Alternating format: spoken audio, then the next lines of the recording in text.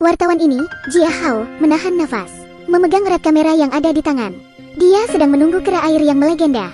Tidak lama kemudian, sebuah kepala muncul dari tengah rumput bebek. Dia gemetar dan menekan tombol. Namun ia tidak tahu, itu adalah foto terakhir yang ia ambil. Setelah Jia Hao menghilang secara misterius, kakak perempuannya, King Ling, datang menyelidiki. Legenda mengatakan bahwa di dalam hutan kayu hitam ini, ada kera air yang ganas. Tidak hanya membunuh orang, tetapi juga menculik banyak anak kecil. Namun penduduk mempercayai tahayul, malah menyembahnya bak dewa. Tidak berani menunjukkan rasa tidak hormat, King Ling seketika masuk ke desa. Sudah menemukan sebuah mayat yang di atas tubuhnya. Terdapat tanda wartawan adiknya. Dia ingin bertanya lebih dalam, namun nenek penyihir berteriak terlebih dahulu. Pemberontakan besar, Tuan Kera Air, tolong ampuni saya.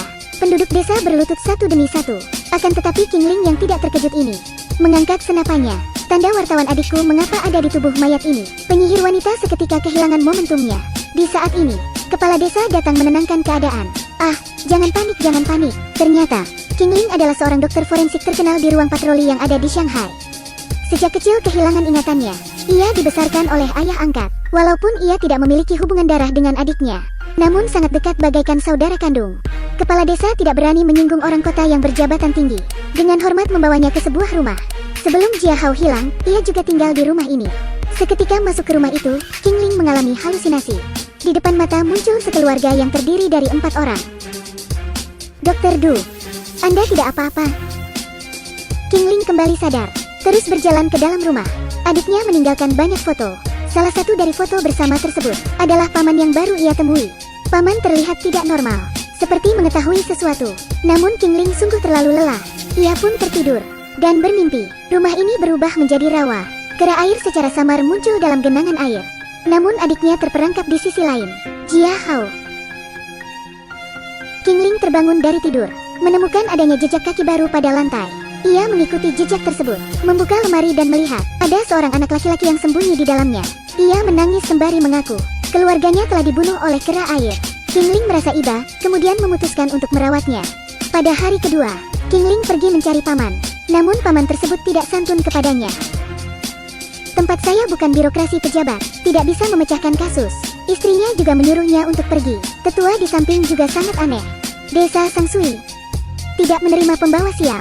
King Ling tidak ingin menjelaskan lagi, membalikkan badan dan menaruh foto tersebut di depan paman. Malam harinya, paman mengetuk pintu rumah King Ling, membawakan warisan adiknya yang terakhir. Sebuah kamera diberikan padanya. Dia sungguh tidak ingin terlibat dalam masalah kera air. Namun Jia Hao sangat gigih untuk mencari kebenaran dan membuatnya tersentuh. Sebelum berangkat, paman sudah mengingatkan, mengganggu kera air hanya berujung kematian. King Ling mulai mempersiapkan alat pencetak foto. Di atas foto yang diambil adiknya untuk terakhir kali, wajah kera air berangsur-angsur muncul. Namun King Ling tidak tahu, di saat yang sama, paman yang memberikan kamera kepadanya harus kehilangan nyawa. Dan nasib yang sama terjadi pada istrinya pula. Mayat mereka dibuang pada guci yang digunakan untuk mengasinkan ikan. Penduduk desa semakin panik. Namun King Ling tidak percaya pada tahayul, memutuskan untuk mencari kebenaran. Hari itu, di jalan pulang, seorang perempuan yang bisu mengejarnya, menjelaskan dengan bahasa tubuh. Pada akhirnya King Ling pun paham maksudnya. Petunjuknya ada di dalam sumur kering yang terdapat di belakang rumah. Ia turun ke sumur kering dengan membawa lampu, dan menemukan mayat adiknya di sana. Adiknya telah meninggal selama sebulan lebih. Ia menyeka air matanya, menahan kepedihan hati, melakukan otopsi pada mayat adiknya. Luka di leher menyerupai bekas gigitan manusia. Pelaku bukan manusia pada umumnya. Kera air adalah pelakunya. King Ling memutuskan pergi ke rawa sendiri untuk menangkap pembunuh misterius tersebut. King Ling menggunakan sampan kecil untuk masuk ke hutan kayu hitam. Kera air pun muncul. King Ling segera mengangkat senapannya.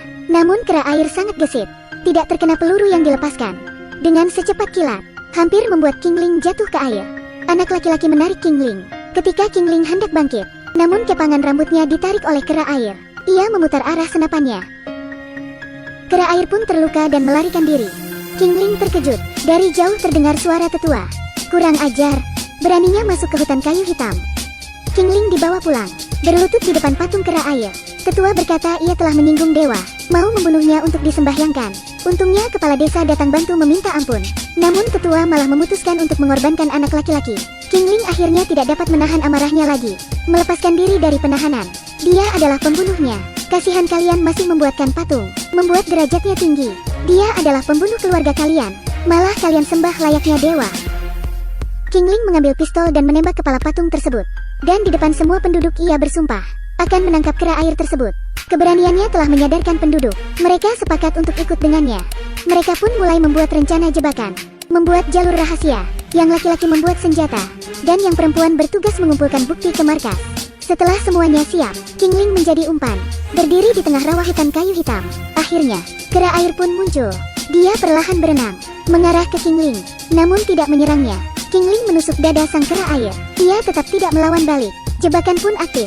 Qingling pun diselamatkan. Kera air berusaha mengejar. Sepanjang jalan, senjata terus menyerangnya. Namun kera air terlalu gesit. Ia mampu menghindari semua serangan senjata. Qingling akhirnya mengangkat senapannya. Akan tetapi peluru juga tidak dapat mengenainya. Qingling dilempar olehnya. Hampir kehilangan nyawa. Kera air terhenti di momen terakhir. Matanya yang jernih mengembalikan ingatan Qingling. Dan di saat kera air terdiam, para penduduk menurunkan jebakan. Sebuah perangkap jatuh dari atas. Kera air akhirnya tertangkap. Dengan senang hati mereka menunjukkannya pada kepala desa. Namun kepala desa malah menunjukkan senyuman yang aneh. Di sisi lain, Qingling tersadarkan diri, menerima balasan surat dari kantor polisi. Di dalam surat, tertulis bahwa kepala desa dulunya adalah seorang ahli sihir, dan tetua adalah Kasim di istana. Keduanya berbahaya dan licik. Qingling menyadari, kera air hanyalah tameng, pelakunya adalah orang lain. Qingling menyuruh anak laki-laki untuk segera ke hutan kayu hitam. Bukti sesungguhnya ada di sana. Dan benar, kera air telah melarikan diri. Beberapa penduduk yang menangkapnya telah meninggal. Qingling pun ditangkap menggunakan sangkar besi. Dan kepala desa menunjukkan karakter aslinya. Ini adalah akibat perbuatanmu sendiri. Terlebih, kera air pembunuh adalah adik kandungmu sendiri. Qingling seperti tersambar. Ingatan masa lalu yang terkubur muncul kembali. Di saat ini, suara tembakan merusak keheningan yang ada. Anak laki-laki telah kembali. Goa di dalam hutan kayu hitam dipenuhi ganja. Anak-anak terperangkap di sana. Ternyata semua ini adalah perbuatan kepala desa dan tetua.